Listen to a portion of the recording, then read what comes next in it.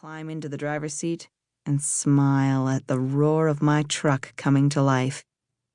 No matter how many times I hunt down a raider, it always gives me a special pleasure to make prey out of them. I throw the butcher face down in the dirt. The townies scatter as if expecting him to jump up and grab them, staring goggle-eyed, first at him and then at me. Several of them back away, their eyes wide. My mistake. I forgot I was dealing with civilized folks. At least, that's what they fancy themselves, hiding in their walls and ramshackle communities and clinging to scraps of what life was like before the bombs fell. They're not like raiders, who fully embrace the mayhem of the world and make their livings killing and looting. Townies would rather rely on scavenged canned food, rather stay half-starved than eat human flesh like the sharks do. I admire the way they stick to some semblance of morality, even in a world like this. I try to do the same, though I'm no townie. Not anymore.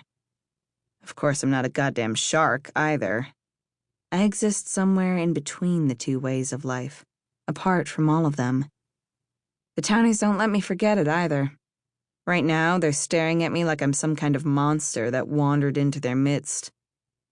The 24 standing in a half-circle around me comprise the bulk of the population of Sunrise, a dingy little town on the edge of what we call the Eastern Wastes.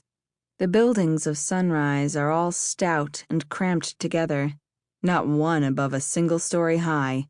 It's like they're crouched in the dirt, afraid to lose their hold on the earth. Bo the butcher lies still in the middle of the dusty ring the people of Sunrise call the town square. "Is he dead?" one man asks, after several moments of silence. He cautiously cranes his neck and then retracts it, like he simultaneously wants to get a better look and fears what he'll see if he does. "Well, no," I say, my eyebrows drawing together. "Figured you'd want to do it yourselves." They ogle at me some more. One man clears his throat. Nobody meets my eyes. "But he's one of—" a townie starts and stops. He licks his lips and drops his voice to a loud whisper. "Jedediah Johnson's men." "Yes," I say, not sure what that has to do with anything. "And he killed your sheriff over a card game, so you wanted him dead. What am I missing here?" There's a long stretch of silence, in which all the townies glance at each other and shuffle their feet, and refuse to look at me. Finally, a woman steps forward.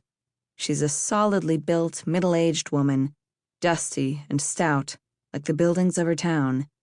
The top of her head barely reaches my chin, but then again, my height rivals that of a decent amount of the men in town as well.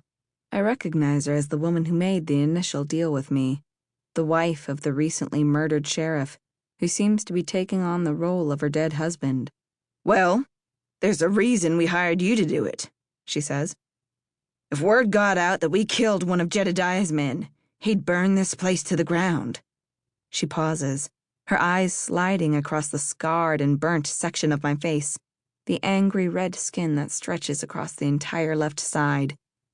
With my hair tied back, my burns are on full display. I'm not afraid to show them off, but if this woman thinks she can bring them into an argument, I'll blow her damn head off.